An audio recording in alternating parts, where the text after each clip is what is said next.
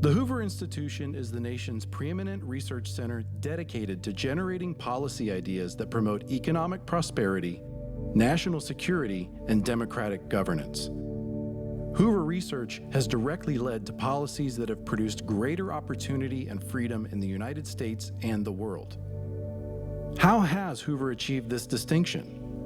By assembling an extraordinary fellowship of policy-oriented academics and scholarly practitioners, by offering open access to a world-renowned library and archives, and by resolutely focusing on ideas that define a free society. Herbert Hoover is the founder of the institution that bears his name. After graduating in Stanford's pioneer class in 1895, he became a successful mining engineer, renowned humanitarian, and President of the United States. While administering famine relief to Belgium during World War I and participating in the subsequent Paris Peace Conference, Hoover recognized the importance of collecting historical material that could yield knowledge about preventing a recurrence of the calamities he had witnessed in Europe. In April 1919, he pledged $50,000 to Stanford University to support his war collection. We celebrate this pivotal moment 100 years ago as the founding of what was to become the Hoover Institution. By 1929, Hoover's War Library contained 1.4 million items and had already become the largest in the world focused on the Great War and its aftermath. Collecting expanded to include material related to social, political, and economic change in the 20th century. Hoover Tower was completed in 1941 to house the rapidly growing library and archive.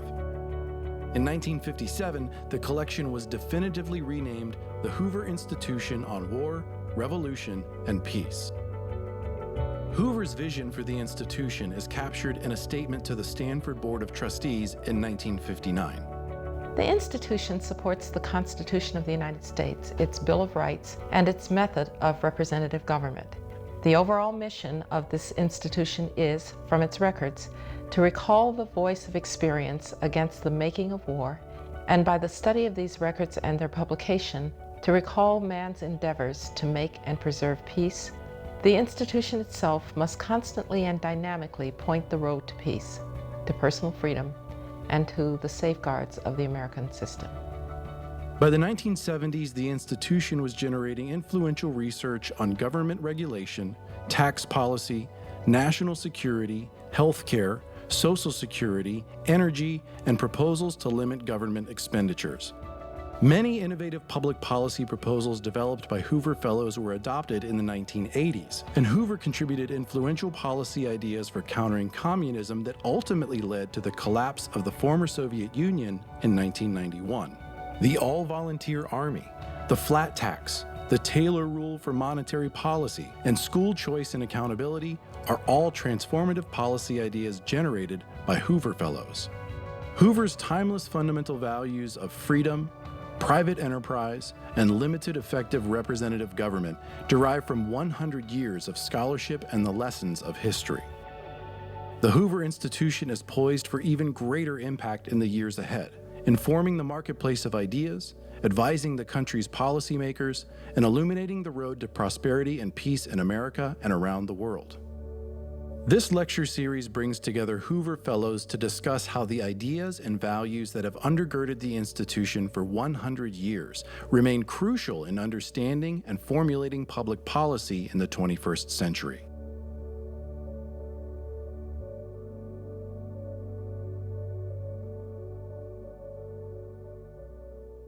I'm delighted to be participating in this speaker series celebrating 100 years of the Hoover Institution. This institution has meant a lot to me going all the way back to my undergraduate days when I used to sit in the library researching my honors thesis about Soviet intervention in Eastern Europe. And tragically, that theme is still with us because Russia does intervene in Eastern Europe today. And so I think the question is why? Is it because of some kind of cultural or historical reason or the balance of power in the international system? Or is it because of the regime type? That is, do democracies behave differently than autocracies? Or is it just about the balance of power in the international system? That's the question I hope we answer in our panel. In the aftermath of the Second World War, a world order emerged. It was underpinned by the military and the economic strength of the United States. It was shaped by American ideals, and it was bolstered and supported by regional alliances that we enjoyed and by particular relationships that were important to that order. It was challenged, to be sure, most acutely in Europe by the Soviet Union, but with our NATO allies, we withstood that challenge. We fought wars in the Middle East and wars in Asia. But that order is perhaps under more intense challenge today by Russia in Europe and in the Middle East, by Iran and Turkey as they assert themselves in the Middle East, and of course with the rise of China in Asia and beyond. I think the world is undergoing a change whose dimensions are only comparable to what happened in Renaissance. The very idea of knowledge, how knowledge is disseminated, who has access to knowledge, the rise of secularism, the rise of the scientific revolution, the printing press, changed the world beyond anyone's imagination. We live in a similar moment. And the Middle East is, in a sense, the cauldron of all of these changes. Every aspect of what I told you about, the changes that are being brought about, are happening in the Middle East.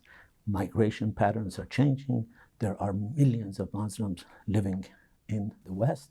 There is a new form of Islamic radicalism that is rising, that is very good in using internet, and how that will impact both the region in terms of their ability to fight asymmetric wars and their ability to influence the Muslims in the Middle East, the Muslims in the West, and how that influence will impact liberal democracy is, I think, one of the most serious, profound moments, almost epochal in our history.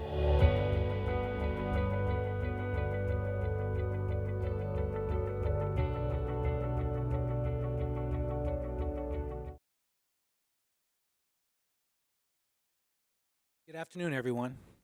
My name is Tom Gilligan. I'm the director of the Hoover Institution. I want to welcome you to this seventh session in our Centennial Speaker Series titled A Century of Ideas for a Free Society.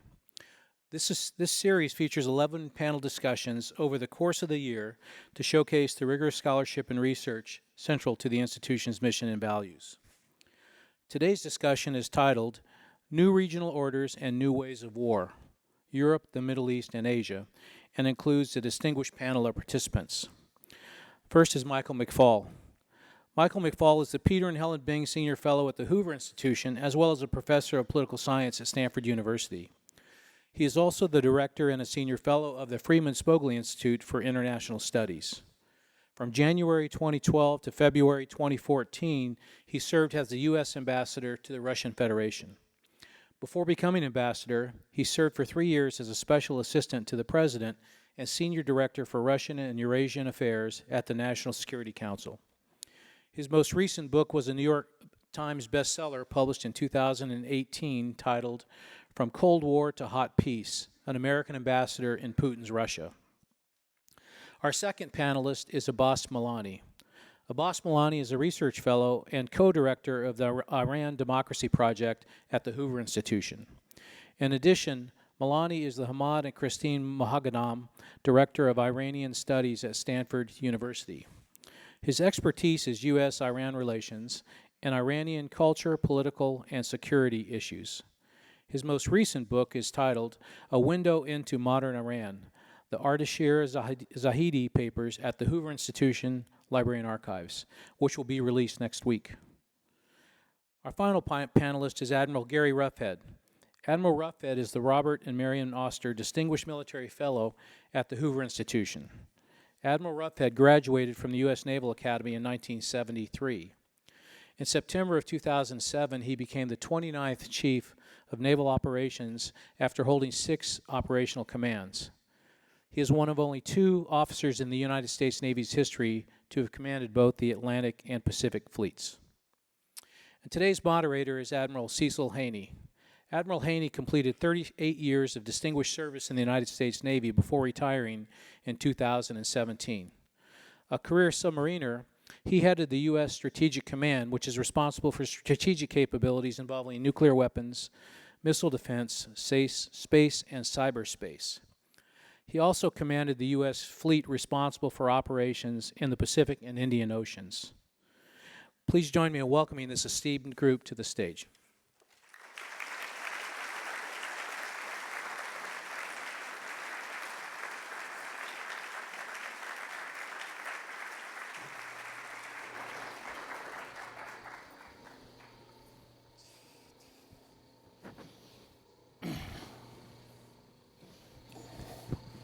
Well, good afternoon, and it's a pleasure to be here at the Hoover Institute and to be part of the celebration of 100 years of just distinguished, remarkable contributions in the world of policy, not just for the United States, but I would say for the world in general. And what a marvelous campus, so I'm always happy when I get invited here and share the stage with these heavyweights, brainiacs, when it comes to the subject we're going to talk about today. As we look at the world today, it may be at a pivotal point as we think about what's going on in so many different areas. And we look at where we were 100 years ago, what we learned, particularly as we went World War I, World War II, Depression, Cold War, and then to think about what challenges that face us here today. So as we dig into these countries, Russia, China, Iran, and we look at what is the disruptive behavior that they are producing that will be impacting the global norms that were established some time ago, some 7 decades ago. So as we go through this, hopefully we will also be priming the pump for your questions as we have the conversation up here that will follow. And I hope we're going to get the extreme from the youngest to the oldest in this auditorium in providing us thoughtful questions. So I'd like to do this so that we start off sort of setting the stage, setting what the world looks like in these three regions. And what are they doing today that we see that's so disruptive in this world order? So I'm going to start first with Iran. And Abbas, would you lead us off? Well, I think the whole Middle East, including Iran, is undergoing a profound moment of transition. If you look at the Middle East, go from Morocco to Afghanistan, the number of failed states or failing states, the number of actors who do not believe in the international order and want to disrupt it, who do not believe in democracy and want to disrupt it, the population patterns, the youth bulb, the remarkable disparity between the very rich and the very, very poor, the increasing number of authoritarian regimes there that have turned the promise of the Arab Spring and the Iranian Democratic Revolution into brutal authoritarian regimes, all provide, I think, a bleak picture. And the number of radical Islamic groups supported by Iran or Saudi Arabia, the number of radical ideas that are propagated by these two countries with the expenditure of great fortunes, is a very, very tense moment, I think. And the fact that oil is on the decline and that these countries, the ones that are not abjectly poor, have to look for alternative sources of wealth, puts them in a very, very challenging moment. Very good. Thank you. Michael, given your close relationship with Russia and Mr. Putin, perhaps. Close relationship with Putin? We're not exactly Facebook friends. Although, given what goes on Facebook, maybe we are, right? Well, first of all, I just want to say, I said a little bit of it in the video, but I really want to underscore what an honor it is for me to be here celebrating Hoover at 100 years. As a young kid from Montana, I stumbled into the archives when I was 18 years old. It helped to spark an interest in history. I later wrote my honors thesis about Soviet interventions in Hungary, 1956, Czechoslovakia, 1968, and why they did not intervene, Timothy Gartnash, because I was reading you back then, in Poland. And I just want to say it is really important for people to study history And the only way you can study history is to have places like the Hoover Institution that gathers that information. And I have been a beneficiary of it for 4 decades now, and I want to say thank you, Hoover, and what a privilege it is to celebrate this place. I also happen to believe in ideas of a free society, so that makes it easy for me to also be here, and I'm also, I think this moment in our history, especially talking about China, Iran, and Russia, presents new challenges to those ideas of a free society, and I think this is a great panel to discuss that. Baseline, that's what you wanted first, right? So where are we at in terms of Russia in relation with the West? I deliberately called my last book, available on Amazon for you right now, From Cold War to Hot Peace, because I wanted to echo the Cold War, but I don't think we're actually in a new Cold War with Russia. And so that was the purpose of that title. And let me just give you a few kind of data points about why I think that's where we're at today. And then I think we need to explain why, and then maybe later in the conversation we'll talk about what is to be done. So good news, bad news. The good news is that we are not in a quantitative nuclear arms race with Russia today. We're going in the right direction. We're going down. We should go down further. I see Secretary Shultz is here, and I know he agrees with me. 1,550 nuclear weapons on each side is still enough to blow up the planet. We should get that number lower. But it's nowhere near where it was when both of these gentlemen were fighting the Soviets and trying to prevent fights with the Soviets when we were at 30, 40, 50,000 nuclear weapons. That's the good news. The bad news from the hot peace that we're in today is we are now entering, I think, a qualitative arms race that is scary to me. And I hope Admiral Haney will jump in on this later in the conversation, because the Russians have some new platforms to launch missiles in qualitatively different ways than they did during the Cold War. One of them is called the Poseidon. Again, I feel a little bit awkward with 2 admirals surrounding me talking about the Poseidon. They know a lot more about this weapon than I do, but it's a weapon that can go through the ocean, explode a nuclear weapon, and then flood people that live near bays. Flood us. Guess where we live? That's new. That's different. We didn't have a weapon like that in the Cold War. So better or worse off? You tell me. Second, good news. The ideological struggle between communism and capitalism, or communism and democracy, is over. They may be still arguing up there at Berkeley, I think, but I don't know. But I think it's over. It's over. That's the good news. We won that ideological struggle. The bad news is that there is a new ideological struggle. Most of you probably are not really focused on it, but Vladimir Putin, my Facebook friend, thinks that he's fighting an ideological struggle against the West, against liberalism, against the very ideas that this institution stands for. For many years, he was playing defense, and now he's gone on the offense to promote his brand of nativism, nationalism, anti-multilateralism. So the very things you were talking about in your interview, Admiral, are the very things he hates. And he wants to break up the West. He wants to break up NATO, the European Union. And he is now adding real resources to fight that ideological struggle. And I think we're behind on that. So good news or bad news, you tell me. Third, and I'll stop on this in terms of where we're at. The good news is that we are not fighting proxy wars all over the planet against the Soviet Union. The Cold War actually was not a Cold War. It was a hot war. Millions of people died, including lots of Americans. Thankfully, we are not doing that. The bad news of our current moment is there's certain things going on that we didn't do during the Cold War in terms of our struggle with the Soviet Union. Annexation.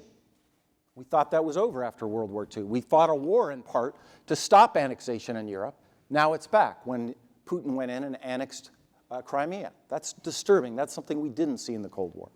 Sanctions. We today, the United States of America, have more people from Russia on our sanctions list than at any time, if you added up every Soviet during the entire Cold War. We have more today than we did in the entire Cold War history. And by the way, the Russians have more Americans on their sanctions list than at any time during the Cold War. I know. I'm on that list. I can't travel to Russia today. That's new. That's different. And the last piece, better or worse off, you tell me, is yes, there was disinformation campaigns during the Cold War on both sides. We would call ours information campaigns, of course. But But never did we have the level of intervention in our domestic affairs as we did in 2016 by Moscow. That's new. So these are new ways that we're fighting this hot peace. You tell me if we're better or worse off in terms of the Cold War. And maybe I'll leave for explanation for the next round. But that, I think, is where we're at. And I think it's deeply troubling. And I think we're going to be here for a long, long time. Thank you. Gary. Thanks, Cecil. And thank you all for being here. And I never miss the opportunity to thank the Hoover Institution for the opportunities that it affords folks like us and so many others to think about things and provide thoughts and ideas that maybe, just maybe, can help us chart a better course for the future for your children and your grandchildren. And I never miss the opportunity to thank Bob and Marion Oster for their generosity in making it possible for me to continue to be part of the Hoover Institution. We have 3 regions that we're talking about, and when I think about Asia, I think about it in 3 things. You know, the Chinese like numbers and series of numbers, so we have the 2 threes, the 3 regions, and then my 3 as I look at Asia. When I came into the Navy, we talked about the Western Pacific, then we talked about the Asia Pacific, now we're talking about the Indo-Pacific, and I would submit that what we really need to think about is Eurasia and how it's changing, and what are the 3 things that I think come into play. I refer to it as the empires of the past are stirring again. We have China, we have the Persian Empire, we have the Russian Empire, and as you move farther to the west, the Ottoman Empire, all beginning to move and to assert themselves in what great strategists called the world's island, Eurasia, the large landmass. So how do we see that happening? What are they doing, and what are the dynamics that it's putting in place? The second thing that I think we have to be mindful of and acknowledge up front is that the United States has become a bit weary. We are wrapping up almost 2 decades of conflict. I would argue that many people in the country have been very detached from it, and they're wondering, what was it all about? What was Iraq about? What was Afghanistan about? And I think that we're beginning to retreat into what for most of our nation's history has been a period of isolation, and that the great oceans of the world will buffer us against bad things. And then the third thing that's in play in Eurasia is, as Mike and others have talked about, it's technology. Technology has always influenced events. It has always influenced warfare. But the pace with which it's happening today is really quite dizzying. And, you know, Cecil and I have spent our lives playing with technology, but I would tell you I've not seen it move this fast. And central to all of this is the emergence of China that sees itself coming on and reasserting itself and reestablishing itself in its rightful place in Eurasia. And China is quite strategic. They have a much longer view than we do. Their strategy that they've put together is one that involves economics. It involves the security or the military, and it involves technology. And they are linked together.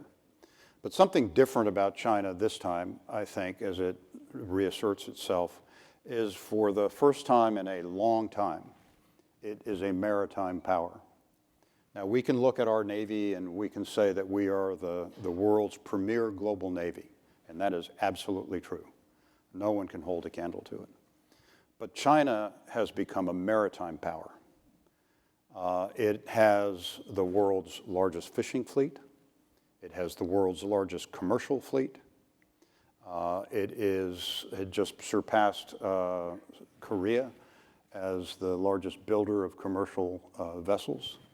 And it has displaced Europe as the main source of financing for ships around the world. Through its Belt and Road, it has put in a series of ports since about 2000. It either built or controls 42 ports in 34 nations. That means that it has a logistics footprint that's global. It has an opportunity through that footprint, perhaps to make things a little more challenging for us as we try to respond and support allies and partners in various places around the world. It also has created, and you've looked at the East China Sea, the South China Sea, it has, as it's moved forward in that regard, it's created an inland sea that has put a buffer around the East Asian littoral. And one would argue that if Taiwan is the final piece to be put in place, that inland sea is now complete. And it's doing it largely because when it goes back to the beginning of its century of humiliation, that's where the humiliation began. It came from the sea. On technology, the investments that they're making are quite significant. Artificial intelligence, about $150 billion by 2030. Cyber cities that they're investing about $15 billion. But most importantly, they have made it a concerted effort to invest in human capital. When you look at the number of computer scientists, electrical engineers, China has now surpassed the United States in high-level degrees in that. And so I think that the combination of an economic strategy, building a military that is the largest in Asia today and in Eurasia today, and then investing very deeply in technology, and we'll talk about that later, has really knitted it together in a very, very complete way. China's not without headwinds. You read about it in the paper all the time. Their economy is slowing. They have a middle-income trap. Their demographics are going to turn markedly around 2030. But the question is, where will they be in 2030? And who will control Eurasia, I think, is the great question for us to answer. And I think another backdrop, you talked a lot about technology here, is as we look at these three areas, three regions, each has a different approach toward technology. Each has a different appetite for technology. And if you will, correct me if I'm wrong, Gary, but for China, it's from under the sea all the way to geosynchronous orbit in a very sophisticated way. Very interesting in how they have really moved forward in a lot of areas. We'll start perhaps back with you. For a while there, the U.S. strategy was associated with moving forward with a third offset. We were talking about it boldly. Are we trending in the right direction relative to China with the third offset, or is China ahead in some of those areas? I think you kind of hit the nail on the head when you said that for a while we were talking a lot about the third offset. Talking is the operative word, I might add. And how are you moving those technologies forward? Do you have the intellectual capital? And particularly when you get into the national security space, Stanford and Georgia Tech and many other institutions can say we produce the best computer scientists in the world, and that is a fact. But once you start getting into national security, one has to ask the question, how many of those individuals can be brought into the national security establishment, get a security clearance, which means they're United States citizens. And when you look at the numbers, it's absolutely stunningly bad. 21% of computer science graduates a couple of years ago were U.S. citizens. Electrical engineers, 19% U.S. citizens. And I would argue that we have a lot more young people going into those disciplines.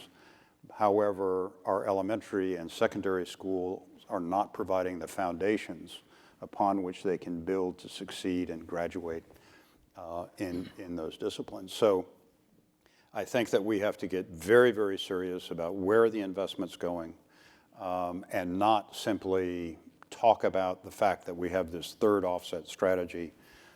For those who may be linked to it in some way, I've often said that there's a lot of sizzle and no steak. Thank you. Michael, perhaps you can talk a little bit about how you see Russia using or having a trend to invest in technology in order to carry out their activities that impact this global order? Sure. Actually, I highly recommend a paper and book that George Shultz edited when we talked about all this about Russia about a year ago, I think now, George, where we wrestled with technology and demography. I mean, both those issues that you talked about in talking about Russia and Europe. The short answer is they have wasted a lot of their capacity in terms of human capital. They do produce a lot of mathematicians, a lot of PhDs in physics. And at a certain point, maybe 20 years ago, but especially 15 years ago, and under President Medvedev, who was an interim president between Putin's second and third term, a younger guy than, in fact, he spoke here at Stanford, now that I remember, in 2010. They recognized what you were just talking about, and they made a pivot to try to move government money and research and development into technological fields. They started something called Skolkovo. They tried to model it after the Silicon Valley. And everybody in the Silicon Valley, by the way, laughed at them. They said, oh, you can't, government has nothing to do with the Silicon Valley. You're going to waste all this money. It's just entrepreneurs that matter, right? And well, it turns out the history of the Silicon Valley is a little more complicated than that, and that government money played an instrumental role in creating the permissive conditions to develop what we have here, including, by the way, Stanford University. So I thought that was a pretty smart idea, and Medvedev decided that we eventually will lose the 21st century if all we can do is pump oil and gas out of the ground and take eggs out of fish. He joked about that once, I believe. You know, we got to make something in the digital world. And I would say when President Putin came back, he did two things. One, he diverted the best and the brightest and the research into military fields that you gentlemen know better than I do. And that has achieved some things. I mean, I think they have made some real technological advances in the military. The fact that our ally, the Turkey, Mr.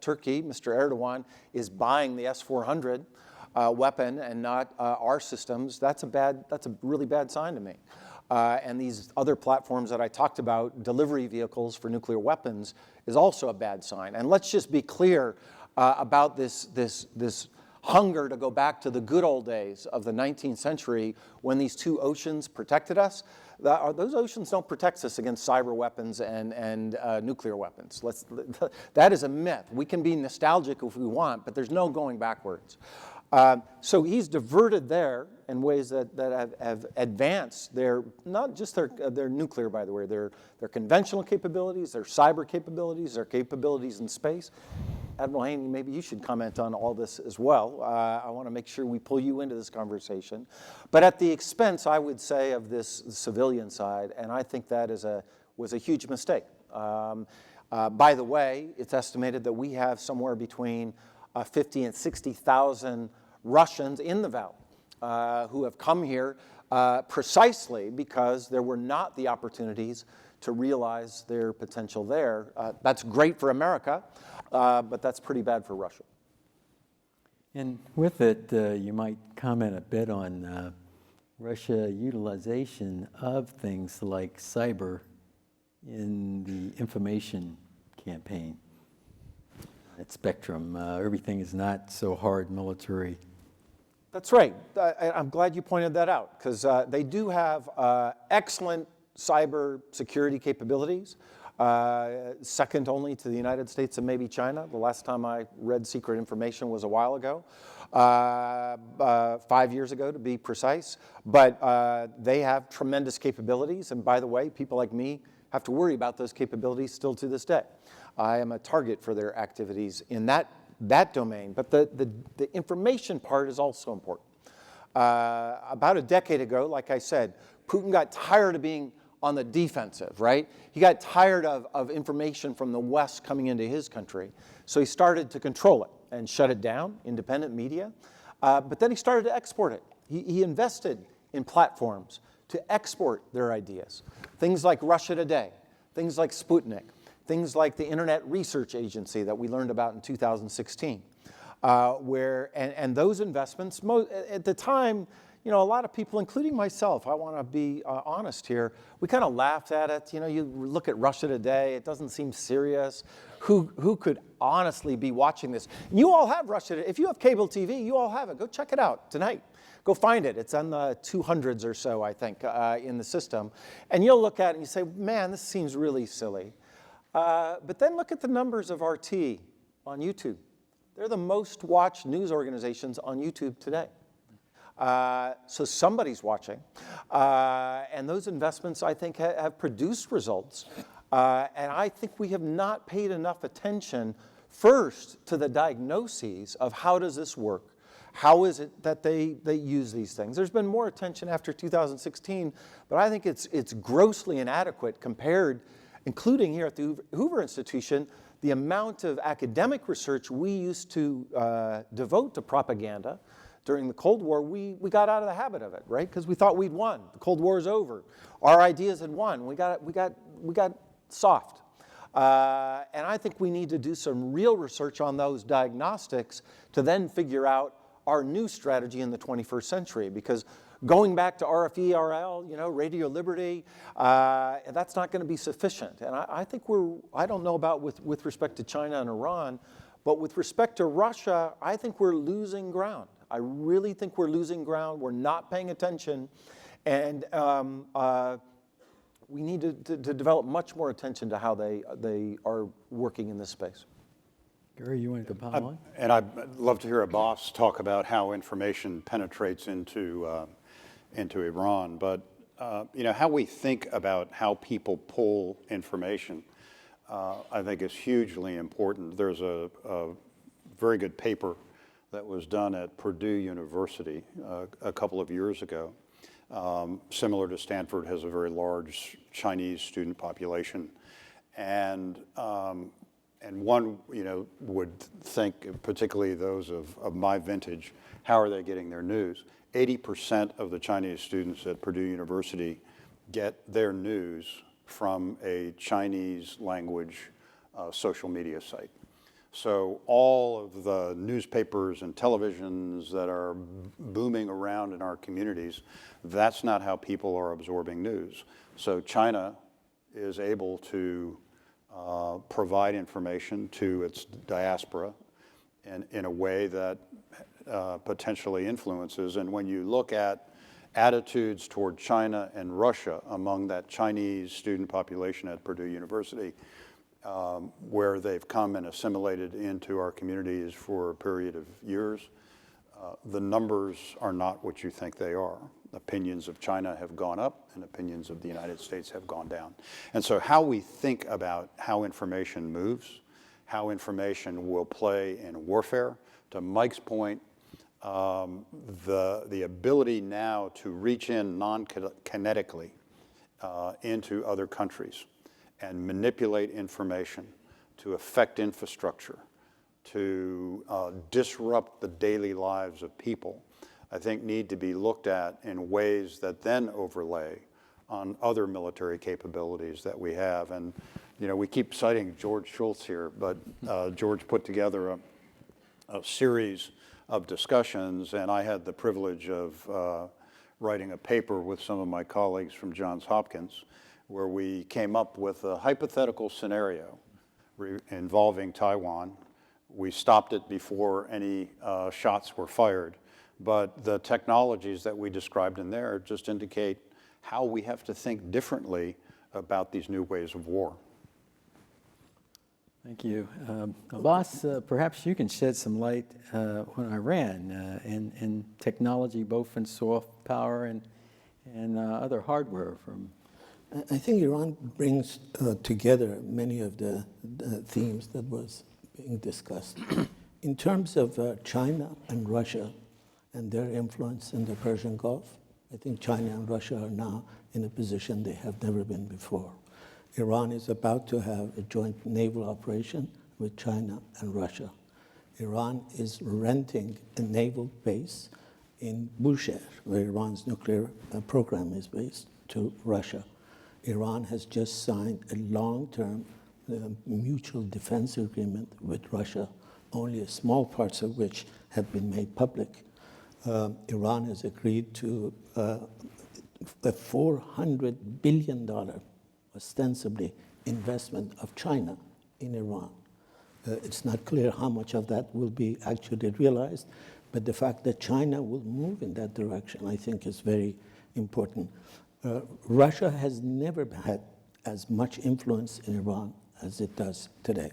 Its influence ideological, its influence political, its influence military, its alliance with Iran in the Middle East, its alliance with Iran in Syria, have been absolutely unprecedented. And I think if this continues, if we are in a Cold War with Russia, if the world is on a collision course of some sorts with China, how China and Russia position themselves in the Persian Gulf, how they position themselves in Iran is going to be of a very important, profound impact.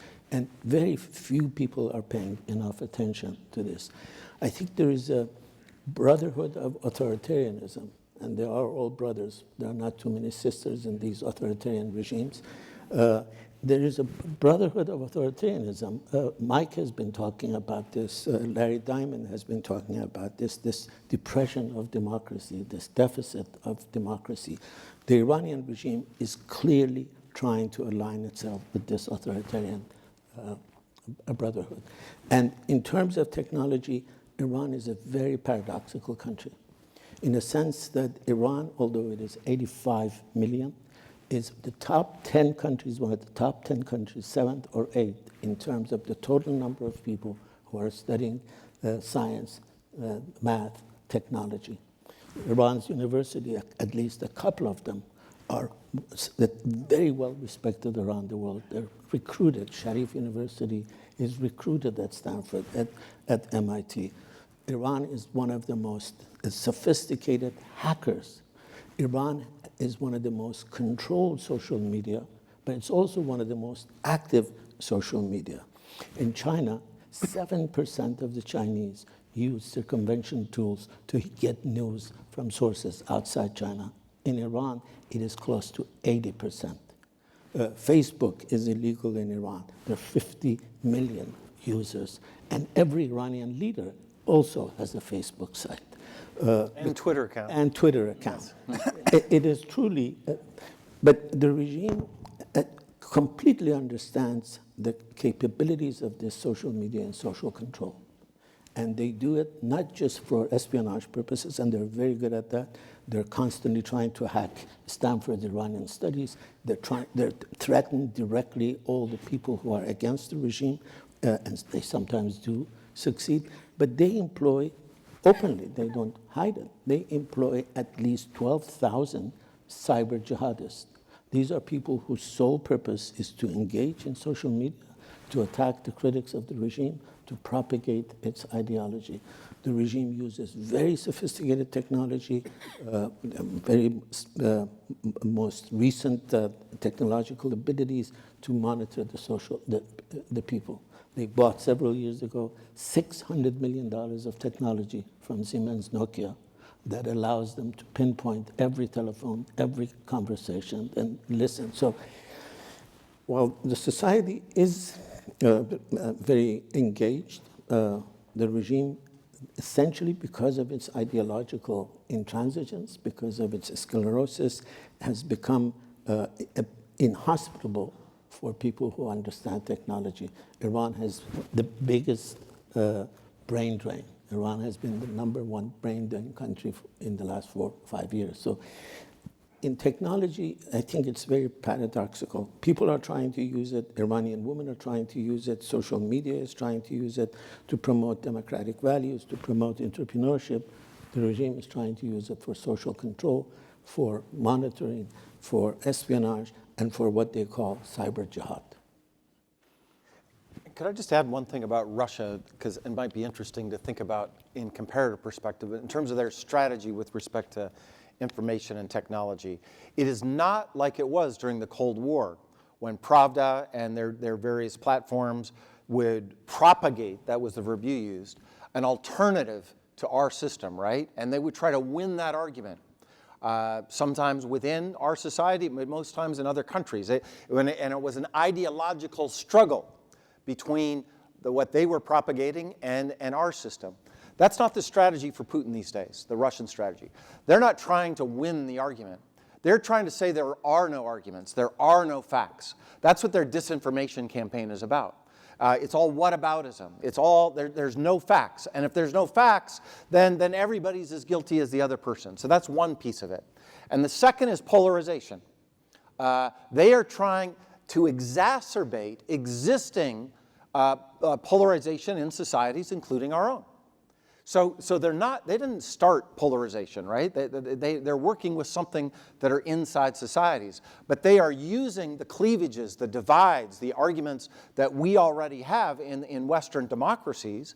And by the way, we're open democracies, so we allow them to participate in these debates. And they try to exacerbate those things that are going on already in societies as a way to weaken us, both as a nation state, but also vis-a-vis our democratic alliances in Europe. So remember, that I think is a qualitatively different kind of ideological struggle that we're in, and that's why I just underscore we need to understand it better so that we develop the right prescriptions to combat it. Because I do think it's going to be a fight. Iran, China, and Russia are all rising, former empires, civilizations that are all, in one way or another, attacking the ideas that define a free society. And we've got to get smarter about how we push back.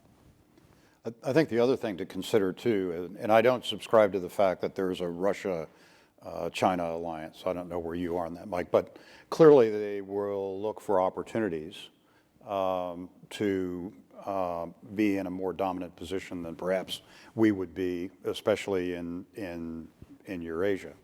And I think that this has translated into a kind of a common view where you fuse civil and military technology together. In China, it's an advocated right from President Xi on down that there will be civil-military fusion when it comes to technology. But China and Russia have now begun to draw closer together. My view in dealing with the Russian military a few years ago was that they were very distrustful of China. That said, they've just announced a desire to go back to the moon together. And so I think you're going to begin to see the interplay of technology that Russia may be more dominant in and that China is more dominant in, bringing that together and making that an option for other countries to use. Because when I look at the Belt and Road, I always caution people to not just look at the brick and mortar and the piers and the bad loans that everybody keeps talking about, but look at how technology will be imported into those areas where the Belt and Road centers and activities have become concentrated, and then that becomes a source where China's telecommunications systems, social media systems, e-commerce systems can take root and thrive, and in doing so, win the economic war in these important regions around the world. And I think these gentlemen would agree with me associated with the advances in artificial intelligence, 5G, even in two of the countries, hypersonic missiles, et cetera. And that list of technology developments and work, outer space, each of these countries have moved dramatically. Iran, missile developments, and what have you. Before we leave the setting here, Michael talked a lot about Russia and their nuclear capabilities, some of the new novel approaches, the Poseidon piece. Recently we heard about a cruise missile approach that sort of flamed out, or at least had an explosion associated with it. But before we leave, I'd like to hear more. What would a nuclear Iran mean to this world order? And also, Gary, perhaps you can talk a little bit about China is also a country that has significant nuclear weapons capability. Well, first of all, I think if Iran does get its hands on a nuclear bomb, you're going to actually be looking at the end of the NPT, the Non-Proliferation Treaty, because Turkey, Saudi Arabia, United Arab Emirates, Egypt have all announced that if Iran gets its hands on one of these, they're going to try to get it. So you're going to have, in my view, a very serious arms race in the region. And there are two theories about what Iran would do with the bomb. The Israeli government is very worried that if the Iranians get their hands on a bomb, they might throw one towards Israel, because destruction of Israel has been the stated purpose of this regime repeatedly. My sense is that this is not a suicidal regime. They know that Israel has a very serious military capability. Israel has 200 nuclear bombs. Israel has submarines that are nuclear armed right outside Iran. So lobbying one in that direction would be profoundly suicidal for this regime. But if they do have the bomb, I think they will become even more reckless in terms of their regional behavior. If they think they have impunity, if they think that they have a kind of a veto that they think North Korea has gotten. North Korea is teaching them a lot of bad lessons. You can read this in their Iranian sites, that the reason the Trump administration walks so gingerly with North Korea and does not deal in the same way with Iran is because North Korea has the bomb. And they openly say that the regime made a tactical error not going for the bomb earlier and then engaging in these negotiations. So my sense is that if they do get it, you'll have an even more perilous region, and you will have a regime that feels much more emboldened. They already feel a great deal empowered. The attack on Saudi oil facilities that I cannot imagine could have been done without the absolute approval of the Iranian regime. They might not have thrown it from Iran, but the Houthis didn't do it without the approval of the Iranian regime, is a very flagrant act and takes the level of in-your-facedness in a new level. Thanks, Gary. Sadly, I think nuclear weapons are still with us and will be for some time. Also, sadly, we don't talk enough about the destructive effect of these incredible weapons. I think we've become more focused on cyber attacks and what have you. I often said in my waning days when I was on active duty, if I walked out of my office in the Pentagon and said to someone, at random, let's talk about weapons of mass destruction, they'd go, oh, I'm all ready to talk about cyber. They're not the same. Nuclear weapons are in a class unto themselves. China has essentially followed our template and the Russian template as well. It has developed a triad, different than what it was like in the Cold War. My sense is that China will not be pursuing large numbers of weapons. I think their view is, if I can take out LA, what's the trade-off?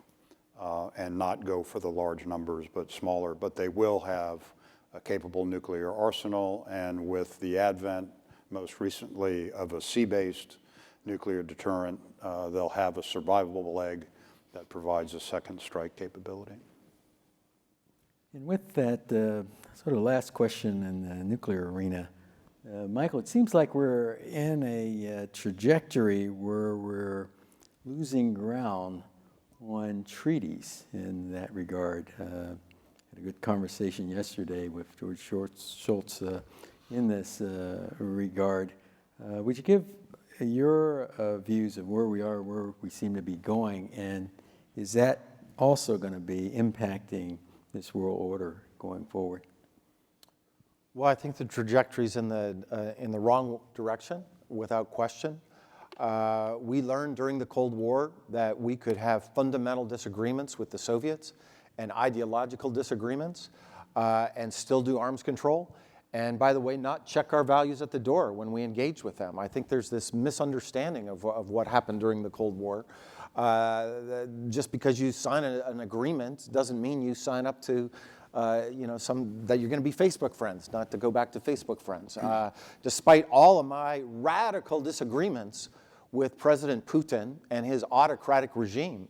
And I want to come back to society, by the way. We've been talking about Russia, China, and Iran like they're three people you might meet in a bar. There's very complex societies below these regimes, and I think they give me hope for the long term. So we'll come back to that in a minute. But we developed that communication. We signed arms control agreements. By the way, we learned things from those agreements that were good for stability. The verification regimes that came with those treaties were very important for just everybody knowing what the other side was doing. So President Reagan used to say, trust but verify, right? That was his phrase.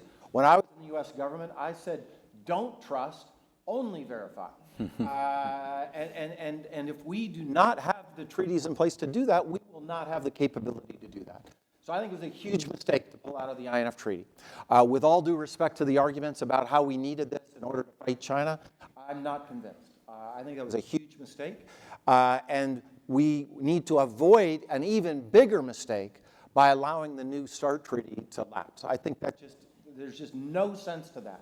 As I said before, we can blow up the planet with 1,500 nuclear weapons. And by the way, Russia can still blow us up with 1,500 nuclear weapons that they have, 1,550 to be exact, if you're counting.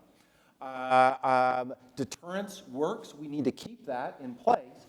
But we do not want to be in a regime and in a world where we do not have treaties, where we do not have verification regimes. I think that is a very dangerous world. Adding to what Abbas said about the NPT, that is not a world that I want to live in. Let's preserve what we learned during the Cold War to help us manage this next phase. So I'd like to shift our rudder a little bit here and now dig a bit into, so what should we do about it? Described a very complex, complicated, dangerous trends that are ongoing and a threat to our global order. 7 decades of it. What, in your opinions, should we be doing or leading the international community to be doing associated with these trends? Start, please. Well, I think in terms of the Middle East, the United States needs to develop a cogent strategy. They need to go beyond the mode of reaction. I think the United States doesn't really now have a strategy on where Iran should be. Iran's problem isn't only the nuclear issue. Iran will not become a lawful, reasonable, rational part of the international community unless Iran becomes more democratic. And this is where the good news comes from. Iran has one of the most vibrant civil societies. Iran, in spite of the regime, in spite of its misogyny, has one of the most vibrant women's movement. I think American policy has to, while confronting the regime's egregious behaviors regionally, be geared towards helping the Iranian people rid themselves of this regime. And you cannot help Iranian people rid them of this regime unless you also make it very clear to the international community, to Iran, that it is the job of the Iranian people to change it. The United States cannot change it. The United States should not change it. The United States tried to help change a regime in Iran in 1953. This role is highly exaggerated. Its stigma is still there. So the United States has to be very clear. We are on the side of the Iranian people. We are going to stand up to this regime's egregious behavior regionally. We are going to do everything in our power to help the people get to where they want and create a democratic Iran. A democratic Iran will have a lot of consequences for the region.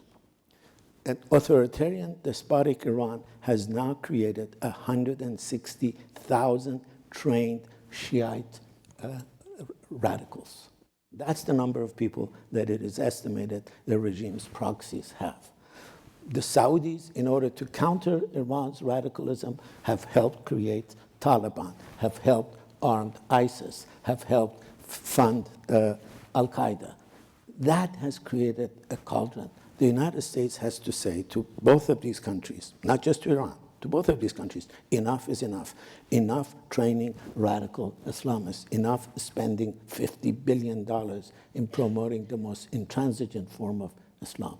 Islam can be a force that lives peacefully, but the form of Islam that is in Iran right now, the form of Islam that is being most actively propagated by Saudi Arabia, can only get the region in more trouble and could only become incendiary for sectarian war that will engulf everybody and will send millions more to Europe. There are now 50 million Muslims living in Europe, a fact unprecedented in 1,300 years of history. There were always more Jews and Christians living in the Muslim world than there were Muslims in the Christian world. There are now 50 million and counting.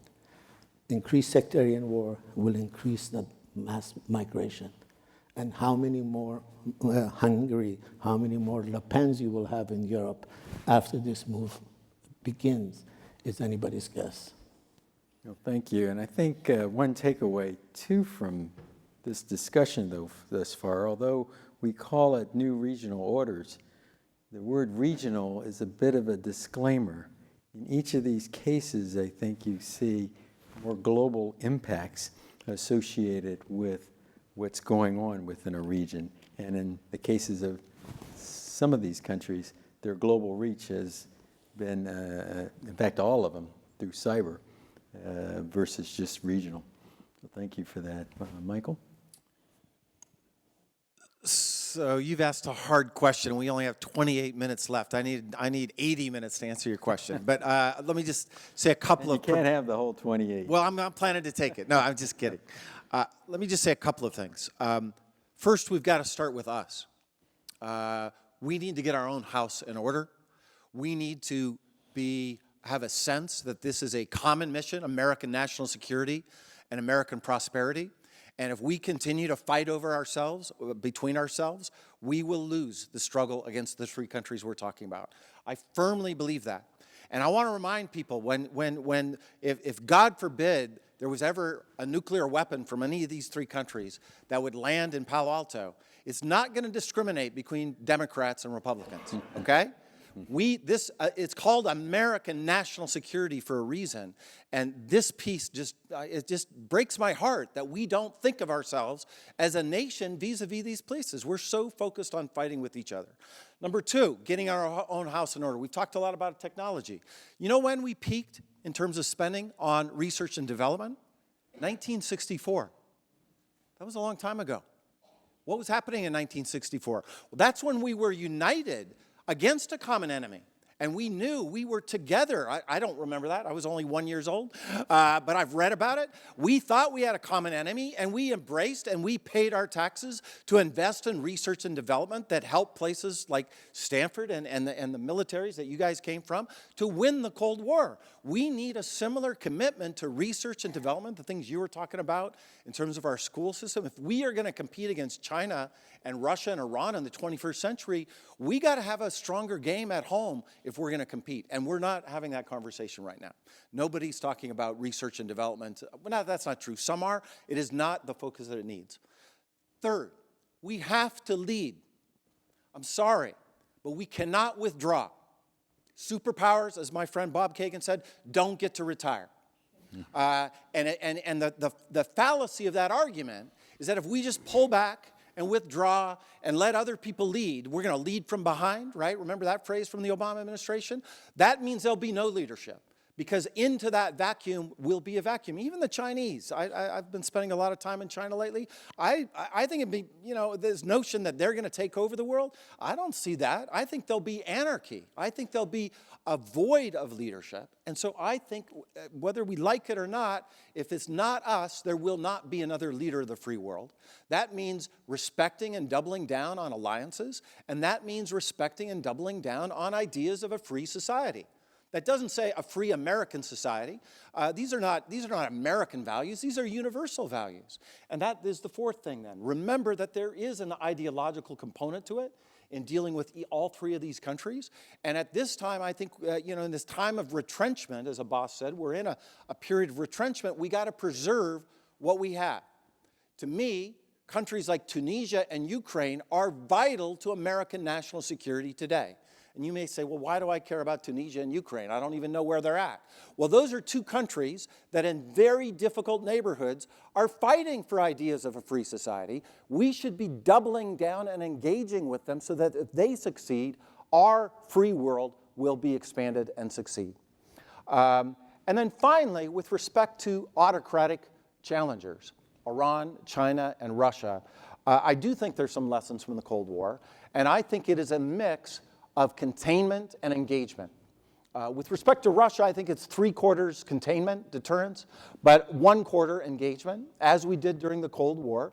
Push back when we must, and engage when we can, whenever it serves America's national interests. And maybe it's a little bit different percentages for all three of these countries that we have to deal with, but I think it's some mix of a grand strategy in each of those regions that you do that. And to emphasize again, you do it most successfully, as we learned during the Cold War, when you're not doing it alone, but you're doing it together with allies. So those would be, that's where I would start.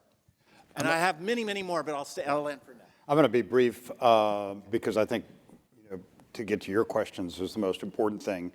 But one, I would start by giving everyone a map and taking a look at what is going on in the world today and how does it affect us and how does it affect those who share our values and our ideas. And I think that's one thing. Also, to spring off Mike's point, I always have a theory that you win a race in one of two ways. You either trip the other guy or you run faster. We're too focused on tripping the other guy. We're too focused on, how do we put China in a penalty box? How do we keep them from moving forward? Our focus should be on how do we move forward? How do we regenerate the initiative and the innovation that was so much a part of those peak years?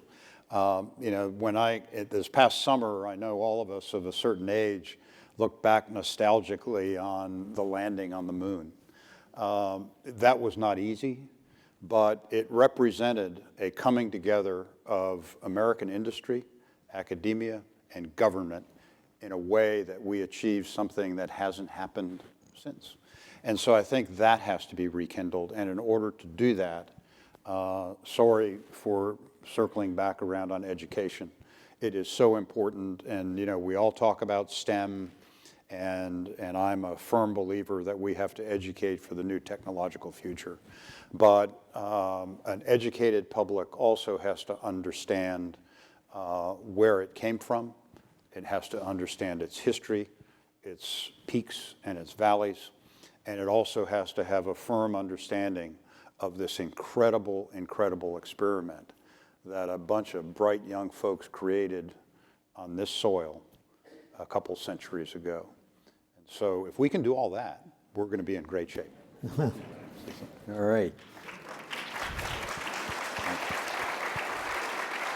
If we can now, I'd like to shift to questions from the audience here. Mike's out here positioned strategically. Don't be bashful, and remember my premise. I want gray hairs and I want young hairs. Sir. Thank you. Thank you very much for a very intelligent and thoughtful presentation today. And I wish I could ask the question from the young side, but I'll try to form it from the other side. And I look back over the last 70 years and marvel at how well we did in America, how many problems we took how many solutions we came up with, how concerted we were in getting together as a nation and making things happen. Now, not to make this political, if I can possibly do this, in the last 11 years, we have fragmented in a way that I don't know how we're ever going to be able to bring this country back together and be able to solve the problems of global warming and artificial intelligence and the nations that are breaking apart and all of the things that we face. What in heaven's name do we do to solve the problems of America as a totality, not as two disparate groups? Any comments? So I'd say two things. First, because I really like what you said about history, and I think it's important to study our own history and remember that we did experience different times of doubt. 1949, 1950, that was not a great time for ideas of a free society. It felt like the Red Scare, China had just fallen. It felt like the Soviets and the Chinese were coming together. Those were some uneasy times. The 1970s, again, as a historian, as somebody who teaches this, remember, it didn't look so good back then. Our society was divided at home. Again, communism was marching in Asia and in Southern Africa, and it felt like the correlation of forces, as the Soviets used to call it, was moving in their direction. And go back and read some of that literature. I'm actually doing that now for a book I'm writing. Go back and read the literature in the mid-'70s. There was a time of not very much confidence in where America was going in the world. And I don't know the future, but I do know that we do have the democratic institutions in place that allow for the possibility of renewal because of those previous periods. And I do think, compared, who would you rather be in 30 years? Think about it this way. We have not talked about the problems of Iran, Russia, and China internally. And I think it's important to remember that there's a lot of drama coming in all three of these countries. China today, yeah, they're about to match us in terms of the economy, but GDP per capita, they're still 78th in the world, 78th. The top 20 are all liberal democracies. There's a lot of drama between a middle-income country and a high-income country. Iran, I'll leave it to Abbas to talk about it. Russia, who would you rather be in those three countries over the next 30 years, or America? I would much rather have our political institutions, our economic institutions, because I know we have the possibility for renewal. I do not have that same confidence about those other three countries. Oh, and by the way, maybe having more confidence in our ideas might help us vis-a-vis our challenges with the three countries we're talking about. Let me say a couple of words. When Mike wasn't born in '64, I came to the United States as a 15-year-old Iranian. At that time, in half of the restaurants in this country, someone with the color of skin of Obama could not enter. Johnson, in his memoir, says, I cannot believe that half of these countries, the son of my driver can't get into a restaurant. And then the country elects Obama as a president. This is a country of remarkable resilience. This is a country that can fix a lot of problems. Look at the plight of women from where they were to where they are. There are many problems, and this is, in my view, one of the most challenging moments that this country has faced. But if there is one country that can face it, if there are one people who can face it, it is the resilience and essentially the good nature of these people.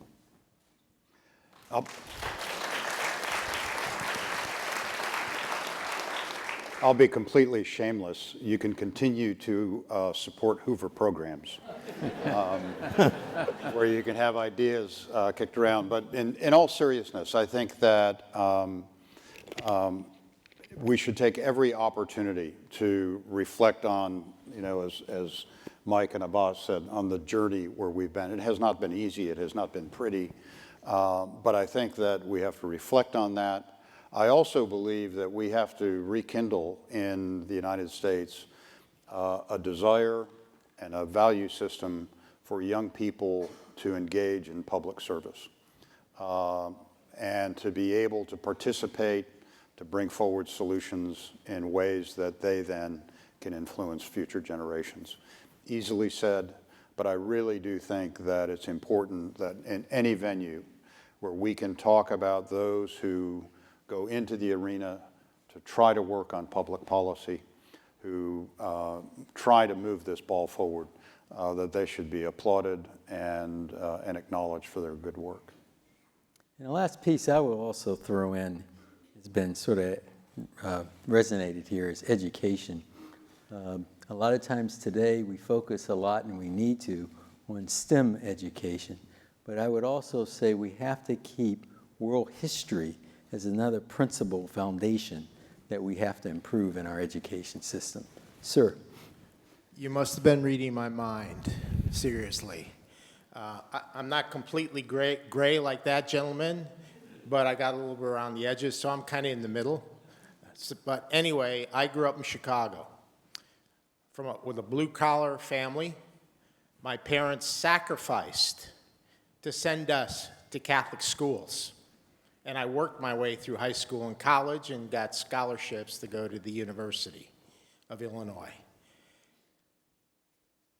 The public school education system and the Department of Education was established back in the 70s.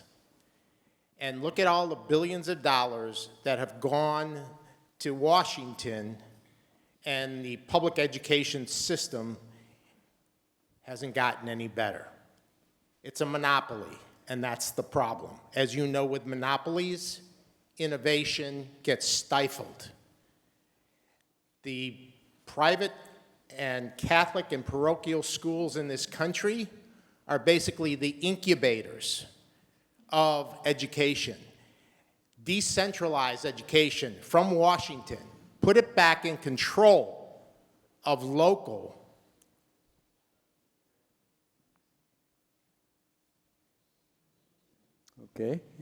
local parents. My parents belong to the PTA Society at the local Catholic school in Chicago, where I got my primary education, and also Catholic school in the high schools. And consequently, that is how I got my education. And it is one of the best I ever had, and that's what has gotten me to where I'm at today. And my point is decentralize education out of Washington, put it back in local control with the parents where it belongs, because education is a local issue, not a federal issue, and abolish the Department of Education. Take those dollars, put them back into the state and the communities where they belong, and you're going to improve the educational system in this country, because if you take a look at education since the Department of Education was established, it hasn't gotten any better, it's gotten worse. Okay, and we've had a lot of discussion over the need for improving education. Are there any other comments you want? I think, one of the things that we have to really come to grips with is how do you value teachers? How many graduates from Stanford University go to teach high school?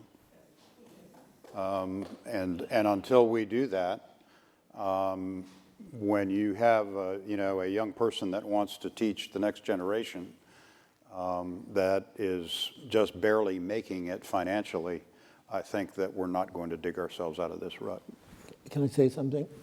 If you look at the way America faced this strategic challenges, when there was a challenge, as Mike pointed out, there was a lot of funds available for research. There was also a lot of funds available for cultural studies, language studies, historical studies. I think Mike had a scholarship to study Russian language.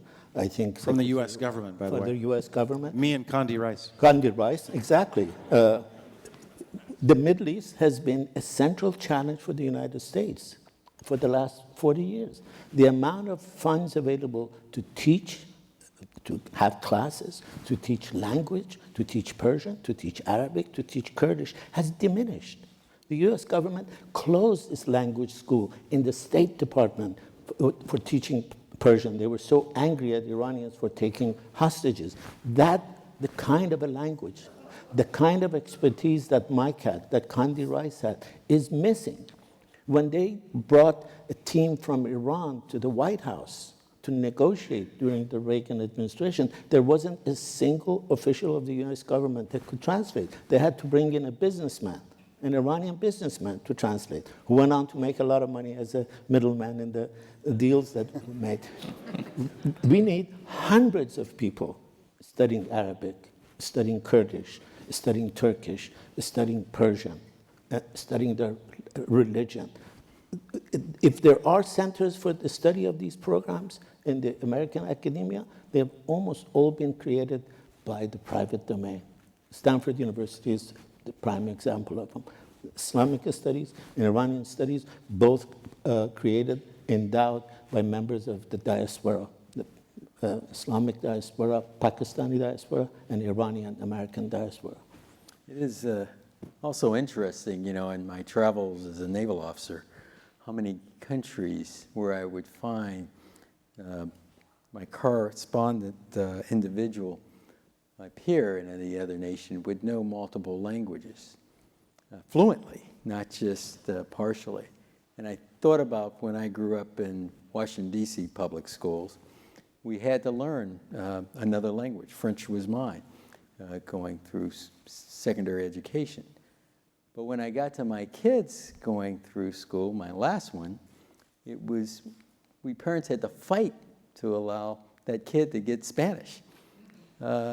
Totally different value system. So it gets back to value system and how we infuse education around what needs to be done if we're going to be a great nation. Can I just say one quick thing? There's a lot of great expertise at Hoover on this question. This panel does not represent that. No, don't disrespect, gentlemen. And there's probably a lecture series in this series on education. You already did it. So look at the video, because I think there are a lot of great ideas that have been generated here. My own parochial view, you where the gentlemen go, you talked about your going to private schools in Chicago. I grew up in Montana. I went to a public school, and I could not have come to Stanford University without the federal government. I was a work-study kid with Pell Grant money. I was on federal government money until finally a private scholarship gave me some money to go to school. It was called the Rhodes Scholarship, and I went to Oxford.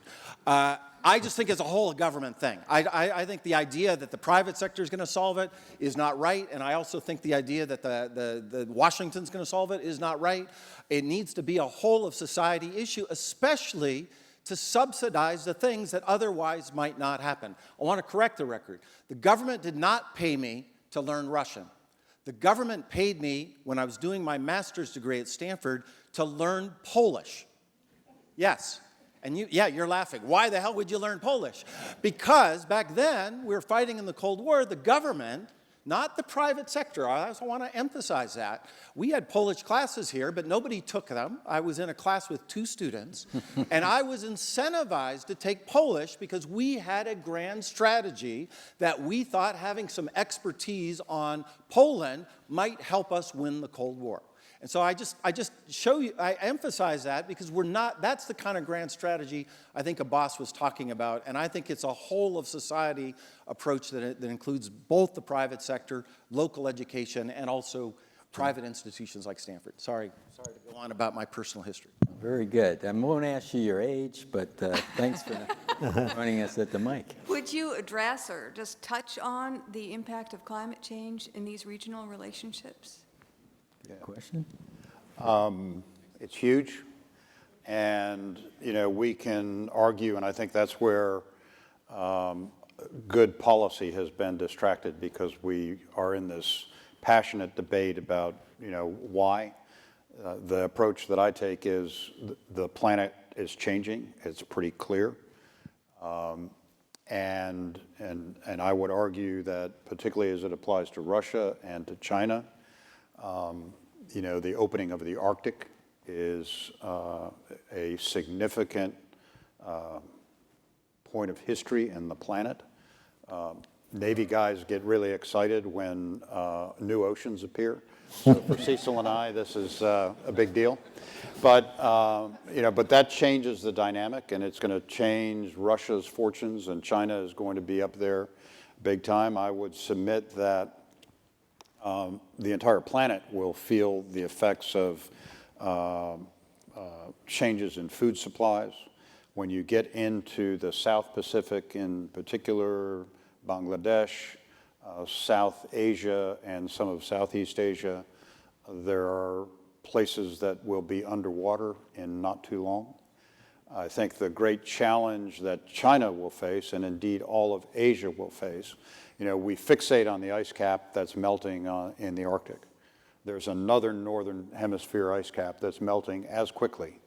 The big difference is that it feeds all the great rivers of Asia, and it provides all the water for Asia.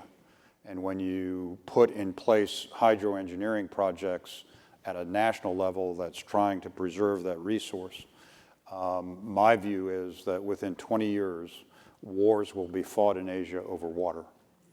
Because unlike energy, which we've found alternatives for, no one has found an alternative for water, and that becomes a powerful, powerful weapon. It's also interesting how much of the population lives near water in the world at large, and how much of that area will be underwater if the trend continues. Being in Kiribati one time in the last 6, maybe 8 years now, but they were very concerned about being underwater, and you say, well, you're looking at trends, is it real or not? But the reality was, when you looked at their food source and crops were already being impacted because of seawater entrenchment into their land and into their soils. So it's real, and it is something that we need to get at. Please. Oh, go ahead. How long do you think that each of these leaders will be in power for? How long will they keep power? Can you hear it? And of the countries that you were talking about, how do you foresee those transitions going? And do you think that the U.S. will be eyeing those times as an opportunity to be influential there? I missed the question. How long will Xi, Putin, and the Supreme Leader be in power? I think that was a question. I mean, I'm glad you brought that up. And I don't mean to jump. Can I jump? I do mean to jump the queue. Because we're running out of time, and you bring up something I think we need to at least chew on a little bit, which is the nature of these countries and their history and culture versus the nature of the regimes versus the nature of the individuals, right? Now, what there is the shared history of empire, and all three of these places have old civilizations. Right now, they're all autocracies. But in the case of Russia, I want to underscore, Russia hasn't always been ruled by autocracies. And if you look over even just the last 30 years, there's been a lot of variation in the regime type, and there's been a lot of variation in the leaders. Russia under Vladimir Putin is very different than the last years of the Soviet Union under Mikhail Gorbachev. And I think we do a real disservice to our analysis if we treat these countries as if they're always going to be the same, and they have these hundreds and thousands, in the case of these countries, thousands of years of history, and there will never be change there. I do not, with respect to Russia, I do not believe that. I think that Mr. Putin and his regime is in a precarious place. I do not think, what is the more radical prediction? Putinism will be in place in 30 years, or there'll be something else. The first one is the much more radical prediction. You already see, under incredibly controlled circumstances, people going to the streets and protesting against the regime, winning elections when you don't even get to put your first team on the field, and they just won 50% of the seats in the Moscow city elections. And the trend of modernization that I was alluding to, the richer people get, the more property they own. Sometimes they then say, well, you know what? No taxation without representation. That old idea that you were referring to. I found there's a lot of, and you don't have to trust my anecdotes, there's a lot of empirical data to suggest that a lot of people around the planet also believe in that idea. And I think the ideas in the long run are on our side, and I think we should be more confident about them. And I think there's a lot of drama coming for Putinism and autocracy in Russia, maybe not during Putin's rule, but when he leaves, he has not put in place a regime that I think will outlive him for very long. And I want to leave you with one anecdote, because we've been a little too scientific here today. It's fantastic to be the U.S. ambassador anywhere. If you ever get the chance, do it. I love being the U.S. ambassador in Russia and representing our fantastic country there. One of my jobs was to go and meet Russians and to go to their companies. And I had a big interest in technology because of here, so I would spend a lot of time at tech companies there. And one day I was at a Russian tech company, and there was about 100, 200 people there. By the way, it looked just like Silicon Valley, free food, bean bags, 80% male. And we were talking about technology, and then it kind of veered towards politics. And I asked everybody, there had been a big demonstration, May 2012. I asked the room, how many of you participated in that demonstration? Almost every hand in the room went up. And about 10 minutes later, there was another demonstration coming up. And I asked, well, how many plan to go to that?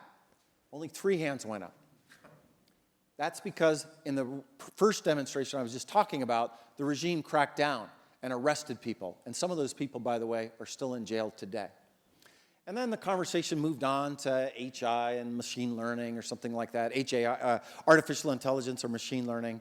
And at the end, and it reminded me because a woman closer to your age than mine, sitting in the back, she raised her hand again and she said, Mr. Ambassador, I think you misread the room when 3 hands went up. I didn't raise my hand, she said. I'm an engineer. I have 2 kids. This is all in Russian. She said something to the effect of, my no good for nothing husband, he can't take care of my 2 kids if I'm in jail. I have to work for a living. I can't afford to be arrested at the next demonstration. But don't think for a minute that I've changed my mind about this regime. And I think that's really important to remember when you hear about how popular Putin is or how unpopular other autocratic leaders are, that she has ideas about a free society, and she hasn't changed her mind despite the fact that she can't get arrested today. And I always remember that interaction about the long term. In the long term, I am radically optimistic about Russia and U.S.-Russian relations because I think in the long term, ideas of a free society are really powerful, and they're going to win in the long term.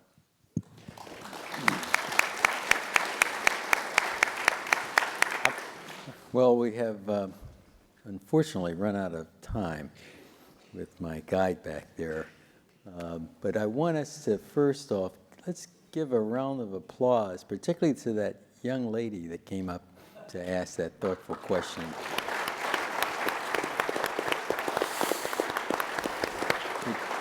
It can sometimes be intimidating, giving all the gray hair folks like ourselves to do that. So keep that questioning spirit. Let's give another round of applause, though, to this astute panel and all the great work they do.